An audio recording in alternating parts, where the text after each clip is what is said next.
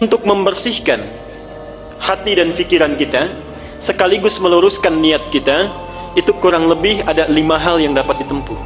1, caranya dengan banyak membaca dan mengkaji Al-Quran. Di antara fungsi membaca dan memahami bacaan Quran itu adalah salah satunya membersihkan penyakit-penyakit yang ada di dalam jiwa kita. Ada 2 jenis penawar. 1, penawar obat fisik, dikenal dengan dawa. Penyakitnya daun, obatnya dawa. Jadi kalau kita berobat ke dokter, diberikan resep, kemudian obatnya berbentuk kapsul atau tablet, itu dalam bahasa Arab dinamakan dawa, obat fisik. Yang kedua, ada namanya obat jiwa.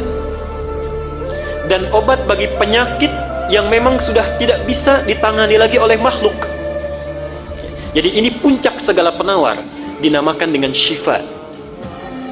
Dinamakan dengan syifa.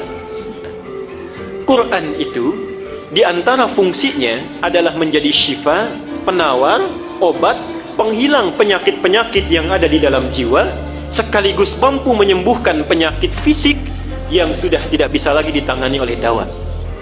Apa dalilnya? Harus ada dalil ya. Quran surat Al-Isra surat 17 ayat ke-82. Wa nunazzilu minal Qur'ani ma huwa shifaa'un wa rahmatun lil mu'minin. Wa nunazzilu minal Qur'an, dan kami jadikan, kami turunkan di antara ayat-ayat Quran itu yang bila sering dibaca, dipahami dengan baik, diamalkan kandungannya, itu bisa membersihkan jiwa, menjadi penawar bagi penyakit-penyakit jiwa yang sering meresap ke dalam diri kita.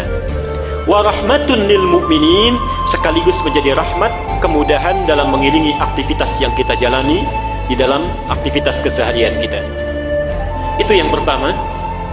Jadi ibu bapak kalau punya putra, mau cerdas di sekolahnya, mau bagus belajarnya, itu tolong perhatikan bacaan Qurannya. Semua orang Islam yang pintar-pintar, kita tidak usah berbicara zaman sahabat ya, masa-masa keemasan Islam saja setelah tabi'in, semua ulama, semua cendekiawan, semua ilmuwan yang akan mempelajari ilmu-ilmu hidup, ilmu-ilmu kehidupan, ada matematika, biologi, fisika, kimia, semuanya mempelajari Quran dulu. Ibnu Sina, Al-Kindi, Al-Farabi, Al-Ghazali, Ibnu Rushdi, Al-Khawarizmi, Al-Bantani, Al-Bituni, semuanya dari Quran dulu. Ibnu Sina yang dikenal dengan pakar kedokteran, usia 17 tahun sudah menjadi dokter spesialis, rujukan para dokter di masa itu usia 7 tahun sudah hafal Quran. Usia 7 tahun. Semua ulama Islam itu orang tuanya memasukkan dulu anaknya untuk hafalan Quran. Apa di antara keunggulannya?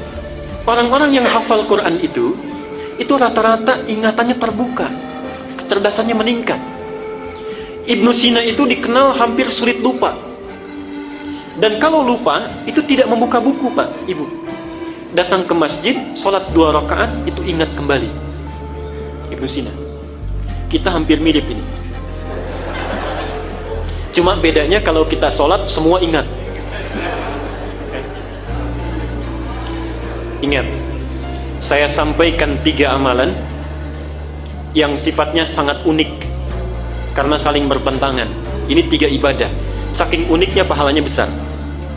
1, ibadah yang bila dilakukan tidak melahirkan rasa bosan, tapi cepat mendatangkan kantuk. Baca Quran. Baca Quran. Itu biasanya begitu. Kalau baca internet, majalah, koran bisa 1 jam, baca Quran 5 menit saja sudah pegang mushaf, sudah ngantuk. Sampai kaget mic. Betul. Yang kedua, 1 amalan yang dilakukan saat bersamaan, mengingat sesuatu yang lupa, sekaligus melupakan sesuatu yang diingat. Ingat sesuatu yang lupa, sekaligus melupakan sesuatu yang diingat. Sholat.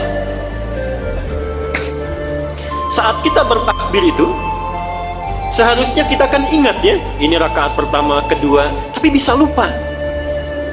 Dan saat yang bersamaan bisa mengingat sesuatu yang lupa.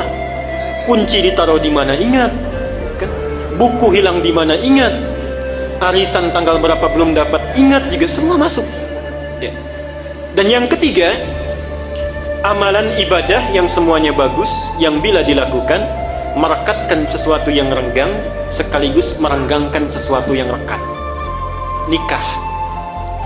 Nikah itu ibadah yang dilakukan bisa merekatkan sesuatu yang renggang. Ini tidak kenal dengan si A, setelah dinikahi menjadi saudara mahram bil musaharah. Saking dekatnya disebut persaudaraan ini mahram. Artinya anak yang tadinya belum bisa melihat aurat ibunya yang tidak pakai kerudung, sekarang boleh melihat ibunya rambutnya tanpa hijab. Mahram bil musaharah, saking dekatnya. Tapi saat yang bersamaan merenggangkan sesuatu yang rekat.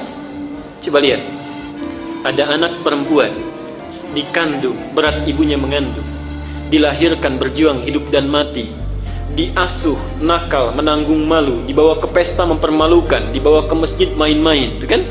Setelah dewasa, tumbuh cantik, belum genap, belum sempat dipetik buahnya, sudah dibawa oleh orang lain yang baru dikenalnya. Nah. Anak laki-laki, perawatannya sama, walau tidak kalah repot. Setelah dewasa, tumbuh, dapat gaji, belum sempat diberikan pada ibunya, sudah harus diberikan kepada orang yang baru dikenalnya. Renggang. Ya.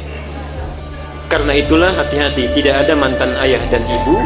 Dan kata Nabi, celaka, bu'dan liman adraka abawahil kibar falam yudkhilal jannah.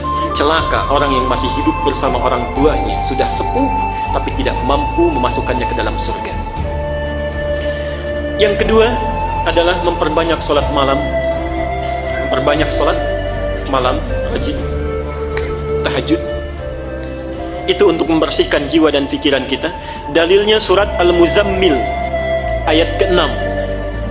Inna nasyi'atal laili hiya asyaddu wat'aw wa aqwamu qila. Sungguh bangun malam itu, sholat malam itu lebih cepat menyentuh kepada jiwa. Di antaranya bisa membersihkan diri kita. Saya cepat saja. Yang ketiga, banyak melakukan puasa. Di antara fungsi puasa itu memperbaiki perilaku yang tidak baik dan membersihkan penyakit jiwa yang buruk. Mana dalilnya? Sahih Al-Bukhari nomor hadis 1899. Kullu amal ibni Adam lahu illa siyam fa innahu li wa ana ajzi bihi. Setiap amal anak Adam itu untuknya kecuali puasa, maka dia untukku dan aku yang memberi pahalanya. Terusannya apa? Diteruskan oleh Nabi, fa inimru'un qatalahu aw syatamahu, maka jika ada seseorang yang memprovokasi dirinya untuk mengajak berkelahi, untuk mencaci dirinya, untuk berbuat yang tidak baik, maka katakanlah, kata Nabi, inni shaimun marwataini. Katakan saya puasa, saya puasa. Jadi fungsi puasa itu untuk menahan dan memperbaiki diri dari perilaku-perilaku yang tidak baik. Yang keempat, memperbanyak istighfar dan bertakarub kepada Allah, khususnya di penghujung malam menjelang waktu fajar. Dalam bahasa Quran disebut dengan sahar istilahnya. Wabil ashari hum yastaghfirun. Surah Az-Zariyat surah ke-51 ayat ke-18 dalilnya. Wabil ashari hum yastaghfirun. Dan yang kelima, yang terakhir, memilih teman yang baik, berkumpul dengan orang-orang yang soleh. Ilmu kita bagus, hati kita baik, tapi berkumpul dengan orang-orang yang jelek, perilaku anak pun akan terpengaruh. Ini maaf Pak Ibu ya, tolong mulai sekarang itu kalau cari-cari sekolah, cari universitas, cari yang 5 kriteria ini baik, yang bisa memberikan akhlak yang baik, tempat yang baik. Jangan sekedar pandai ya, pandai itu gampang dicarinya, tapi carilah sekolah yang memberikan akhlak yang baik.